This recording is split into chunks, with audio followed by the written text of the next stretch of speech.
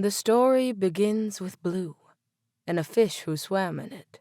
He had scales the color of a blush rose and a name that matched the shifting of the silver in his eyes. Sewo. Like other fish, Sewo swam and swam his whole life, fins flicking, gills pulsing, but he would whisper to the water, seeking a response. He'd say, "Blue that lives all around, water beyond time and sound. Something is wrong with me. My spirit is all tangled up. I don't want to swim in the blue that is down. I want to fly in the blue that is up." Sewo had a single friend, a purple worm named Fafa. She'd slink around on the leaves that hung low over the water and sing strange songs about dots that grew into frogs and dust that imploded into stars. Sewo's favorite was about a world where tears became rain. If I could take you somewhere all your own, I'd take you to a place them tears don't flow. They never really spoke, but Sewo would hum along and visit his friend every day clean. Sometimes he'd bring her the petals of water flowers to eat as a thank you. But one day, without warning, Fafa was nowhere to be found. Weeks went by without so much as a note being sung. Sewo would visit the tree every day, looking for any sign of his friend. He feared she'd been eaten or drowned. Now that he felt truly alone, he had trouble holding in his plea to explore the sky.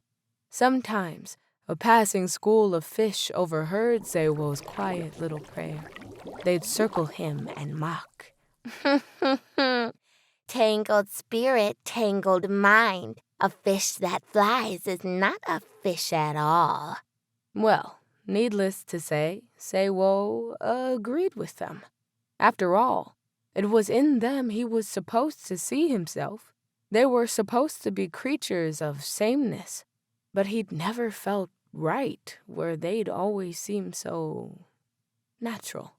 Sewo would often swim to the surface, catching glints of sunlight and watching in envy as resplendent birds would soar overhead, bobbing through the clouds as he did the waves.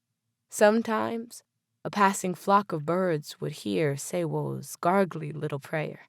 They'd pass him and laugh. Tangled spirit, tangled mind. Fish cannot fly, and you're certainly not a bird. But Sewo didn't need all this bashing, really. He broke his own heart every day, saying much crueler things, deep down knowing he was wishing his fins were wings. He tried to resign himself to the discomfort. Maybe in his next life, the blue would take mercy on him and allow him to be born a bird and perhaps even meet Fafa again. 18 days passed without any sign of his friend. This is the last time, he told himself. He would visit the surface one more time to check for his friend, and if she was not there, he'd never return to shallow water again.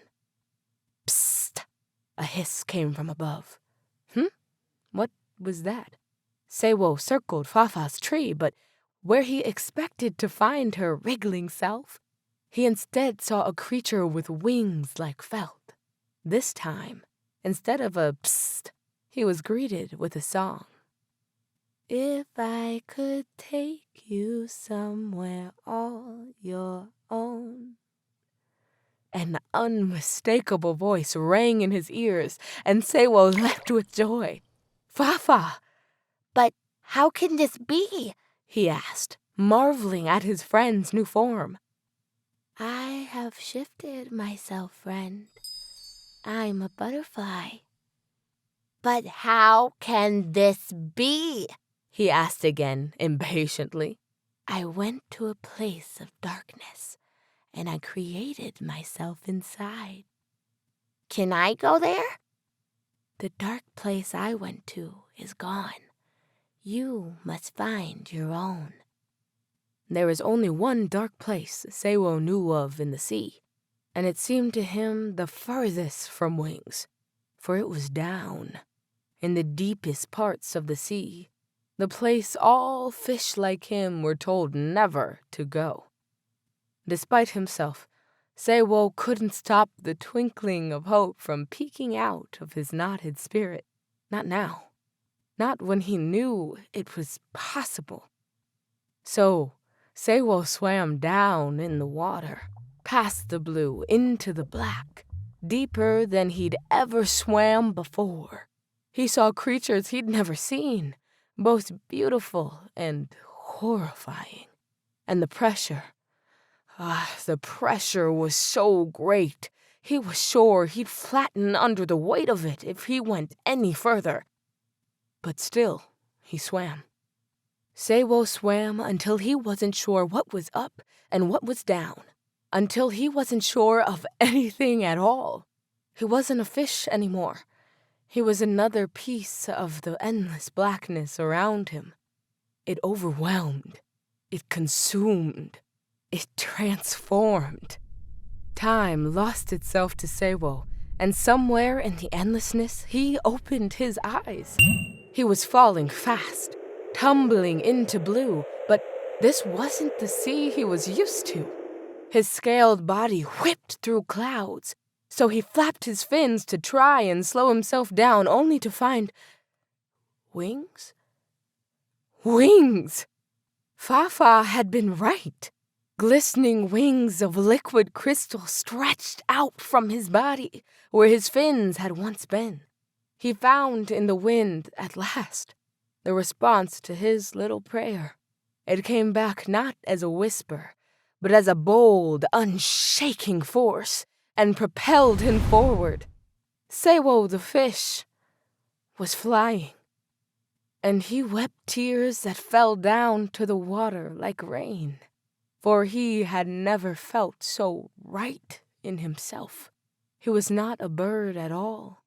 No, he'd become something he could never have imagined. He wasn't sure when, but at some point, Fafa glided up next to him, and together they sang the song of floating tears and swam into the sky. The story ends with blue. If I could take you somewhere all your own, I'd take you to a place them tears don't flow. They'd float into the sky like red fish swimming home, and you'd see with your eyes that you're gonna be alright.